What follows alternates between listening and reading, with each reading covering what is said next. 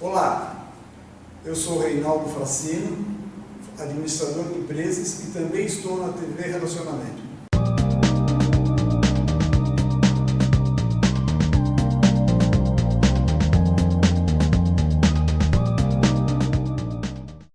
Olá, internautas, iniciamos mais um programa Gestão Executiva.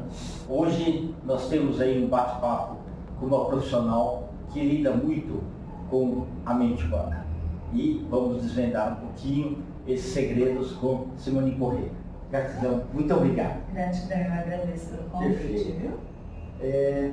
Simone, conta um pouquinho para os nossos internautas onde você nasceu, tá? Um pouquinho da sua trajetória profissional, em que momento da sua vida, ou por influência de alguém, que você acabou seguindo os passos do Freud. Perfeito. Bom, eu estou hoje psicanalista, né? Mas a minha trajetória vem um pouco lá de trás. Eu venho de uma família, de uma origem muito humilde. Os meus pais, eles vêm de um trabalho como um consultor civil, meu pai, a minha mãe é cabeleireira, eu tenho duas irmãs, né? Uma mora em outro país, outra trabalha com questões de produção, TV e tudo mais. E eu optei pela psicanálise, mas a minha trajetória da psicanálise, ela se deu pelas minhas questões também de vivências, né? Eu vim de um outro cenário, de um outro setor, eu venho de um setor empresarial, sou uma mãe, hoje eu sou uma mãe sozinha, né? Mas já tive outros relacionamentos, tive relacionamentos antes de ter esse casamento. E as questões foram acontecendo na minha vida, eu saí da questão empresarial e vim hoje para a questão empresarial, mas da questão terapêutica, na questão desse mundo, né, do desenvolvimento humano. Hoje eu sou psicanalista, trabalho com questões de relacionamentos abusivos, relacionamentos tóxicos, e eu também mentoro outros profissionais, trazendo estrutura para esse novo nicho digital, para essas novas apresentações, né, em todos os mercados, em todos os meios aí que transitam pelas questões do desenvolvimento humano. Então, eu também apresento suporte hoje para profissionais que estão iniciando ou já estão também em sua trajetória. Muito interessante. Na verdade, Simone, então, você tinha a sua vida normal profissional, mas internamente você tinha muitos questionamentos. Sim, na verdade desde... Que, né? Sim, das exato. coisas, né? Eu falo que já se nasce um psicanalista, porque a psicanálise ela é para todos, mas nem todos é para psicanálise. Exato. Então, assim, até mesmo assim, as questões pessoais me traziam uns questionamentos, né, sobre a questão humana. E muitas vezes você não tinha maturidade ainda para ter todas essas respostas. Exato, mesmo quando criança já tinha esses impasses aí e tudo mais, e eu conseguia compreender muitos cenários, muitas dinâmicas, né? Só que, como criança, não tinha os direcionamentos específicos. E aí as minhas escolhas foram outras, fui me levando para outros caminhos, né? Eu tenho outras formações antes de vir para o mundo da psicanálise, do desenvolvimento humano. Mas quando eu comecei a estudar sobre as questões do desenvolvimento humano, eu conseguia me identificar, né? Tanto com as minhas questões internas, quanto com as dinâmicas relacionais que aconteciam à minha volta. Então aquilo me trouxe muitas respostas. E me trouxe uma leveza, né? E me trouxe um outro olhar de vida. É interessante porque parece que você abriu o baú e encontrou o tesouro, né? Exatamente isso. É como se a gente tivesse encontrado todas as respostas dos nossos questionamentos. Bem antes, né, da gente chegar nesse caminho que vem da infância, aí vem as dinâmicas de relacionamentos familiares, aí vem uma dinâmica social e que engloba todo esse nosso ser, né, que é essas construções do nosso eu interno. Então essas respostas, elas vieram de forma muito claras. Ok, então à medida que você foi estudando, era não só assim para aprendizado, mas era prazeroso também. Total, né? Quando você se questiona, né, internamente, você vai conseguindo encontrar os caminhos, as respostas, vivenciando, e você vai conseguindo encontrar a leveza e compreender que o que é do outro é do outro, o que é seu pertence a você, e aí tudo fica mais leve, né, na vida mais claro. E a gente vai seguindo. Não que a vida é um mar de rosa, é uma extrema felicidade, não tem como, né? Sim. Isso é só no imaginário, né? A vida tem os nossos desafios, os nossos desprazeres, mas a gente consegue lidar com as questões não só de uma maneira racional, mas também emocional. Então existe esse equilíbrio aí nessa troca, nessas dinâmicas de vivências, tanto pessoal quanto em grupo, né? Perfeito. E ajuda, você acaba ajudando muitas pessoas que a grande maioria acha que ela está enfrentando determinados problemas, não por culpa dela, por culpa de outras, né, de outras pessoas e tudo mais, quando na realidade muitas vezes foram escolhas que ela fez no momento errado que estão repercutindo para ela naquele momento. Né? Exatamente. Eu falo que a questão da imaturidade emocional, a imaturidade psíquica, né? Faz com que determinadas escolhas tragam resultados que não são esperados, né? Não são prazerosos. E esses desprazeres faz com que as pessoas transfiram a questão para os outros, né? Tudo bem que existem dinâmicas que nos colocam em situações, mas o porquê nós nos colocamos nessas dinâmicas, né? Para que essas questões transitam dentro de nós e nos ciclos onde a gente permeia. Então, compreender o lugar que está fazendo, principalmente quando a gente se coloca essa máscara da vítima, né? Eu falo que a vítima ela atua muito dessa forma.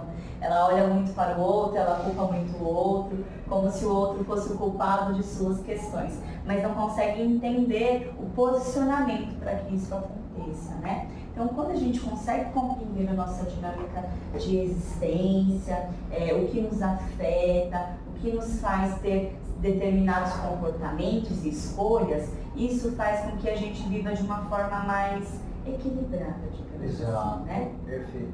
E eu acho que as dinâmicas são muito interessantes. Talvez na primeira que a pessoa participe, ela só é ouvinte, mas depois vai se soltando. Eu vim com uma cidade pequena do interior e eu comecei a participar de um grupo de jovens aqui em São Paulo, da Igreja Santo Efigênio. E um dia eu subi uma escada lá para a sala lá, aí eu cheguei bem mais cedo, eu vi uma portinha assim escrito AA, Alcoólatras Anônimos. E tinha outro que era NA, Neuróticos Anônimos. Eu falei, mas o que é isso daqui? Aí tinha uma pessoa entrando lá e falei, olha, eu queria saber o que é que vocês estão falando. Falei, ainda com um pouquinho. Eu não bebia nada, mas assim, eu vi. Aí eu notei que pessoas que quase foram até o final do curso estão lá para falar das experiências, né? O tipo de resgate que ele teve, né? E que virou uma missão para ajudar as outras pessoas a não enveredarem pelo mesmo caminho que ela fez. Eu achei assim bacana a teoria das coisas, né? E aí eu entrei também no Neuróticos Anônimos e eu vi que uma cidade grande igual São Paulo, ela proporciona muita neurose, né, entre as pessoas. Então, depois, ao longo do tempo, eu acabei lendo sobre Freud também. Uma das pós que eu fiz foi psicopedagogia. Então, a gente vai aprendendo um pouquinho o universo, porque o cérebro humano é uma fronteira. Ele é extremamente amplo, ainda se tem muito a explorar, né? Exatamente. Mas ele é extremamente amplo. Sim. Tem que E a ter coragem questão para é isso. muita coragem para você mergulhar. Exato. Porque nem todo mundo está preparado para ver o que ele precisa ver, né? E o que ele precisa para poder ultrapassar esse lugar que ele está. Como você mesmo disse, pessoal do NA, que são os neuróticos anônimos, todos nós temos as nossas neuroses, Sim, né? exato. Mas aí entramos, dependendo da dinâmica de vivência, numa neurose obsessiva. E o NA, ele foi uma das portas também que me abriram para o início da psicanálise, porque eu fazia muita escuta nas salas do NA. E as dependências, elas não são apenas dependências de produtos químicos, de álcool e tudo mais. As dependências das emoções, né? Das emoções do outro, das nossas emoções para com o outro. E esses vícios emocionais fazem com que a gente desencadeie certas dependências e certas neuroses. E aí são gatilhos aí para ansiedade e para depressão. Exatamente. E outras coisas mais, né? Ansiedade, depressão, síndrome do pânico, transtornos de estresse pós-traumáticos, né? E aí vai cada vez mais aflorando aí essas questões psíquicas. Eu acho que eu falei no sentido de coragem, porque tem as vulnerabilidades. Se a pessoa está lá, mas o que vão pensar de mim? Não, aí não flui. Se você está lá, você tem que ser como a água, né? Transparente, pegar as experiências dos outros, não repetir os erros daquelas pessoas e procurar ser uma pessoa melhor. Eu falo que não existe receita de bolo para a vida, Sim. né? A vida ela é individual para cada um e você ouvir é importante, porque esse compartilhar, ele fala um pouco sobre os nossos reflexos de comportamento também, né? Porque esse inconsciente coletivo, ele se comunica. Então é importante a gente saber ouvir, né? Porque às vezes as pessoas elas precisam apenas ser ouvidas, que elas não existe essa troca às vezes nas suas relações, né? Então elas não se sentem validadas, elas não se sentem elas mesmas, porque elas não têm espaço para serem elas mesmas, né? E nesses ambientes elas se sentem acolhidas, elas se sentem ouvidas, elas se sentem importantes, né? Porque muitas buscam isso, mas elas também precisam entender que elas precisam se dar isso, além dos outros. E esse é o caminho que as águas percorrem, elas continuam, elas não param, elas sempre estão fluindo, né? Sim, e é interessante porque o ambiente, que você fala coisas que você não falaria na casa, nem para os pais, nem para os irmãos, nem para primos, e também nem para os melhores amigos. Sim, porque é um ambiente desconhecido e é um ambiente de segurança, onde ele se sente seguro, onde ele se reconhece ali naquele ambiente. Então ele tem essa autonomia para mostrar quem ele realmente é, né? Ali de se despir no seu verdadeiro eu. E na vida a gente tem as escolhas e as renúncias, né? Elas andam juntas. Então naquele momento, para você ir por um caminho, você tem que renunciar ao outro. Né? Então por isso que as escolhas têm que ser melhor feitas. Sim, mas eu digo além disso, que as escolhas elas são feitas de maneira consciente quando nós tomamos conta que existe um inconsciente que rege as nossas escolhas. Né? Então quando a gente traz para a consciência os nossos mecanismos de defesas, de vulnerabilidades, a forma de funcionamento e o que essa forma de funcionamento te influencia nas suas escolhas, isso é principal, porque aí você consegue compreender que tomar decisões quando a gente está ou muito emocionado, muito feliz ou muito irritado pode te trazer consequências. E às vezes as piores escolhas são feitas nesse momento. Exatamente. Por isso que desenvolver essa maturidade psíquica e emocional e comportamental é muito importante. Cuidar desses pilares e também cuidar de nós para que esses pilares estejam alinhados. Né? E muitas vezes o tempo ele é alguma coisa assim muito propícia para que a razão consiga equalizar isso, né? Eu me recordo que há 200 anos atrás, quando começava o julgamento, se a pessoa acabou de cometer um crime, se ela é julgada no outro dia, é fatal que ela é culpada e executada, né? Então, ao longo do tempo, se decidiu que é melhor esperar um tempo, ver todas as evidências, ter lá o advogado de defesa, acusação, para chegar ao veredito. Porque quando é muito rápido, o clamor da emoção em cima, você acaba... Exatamente, você perde, né, a questão.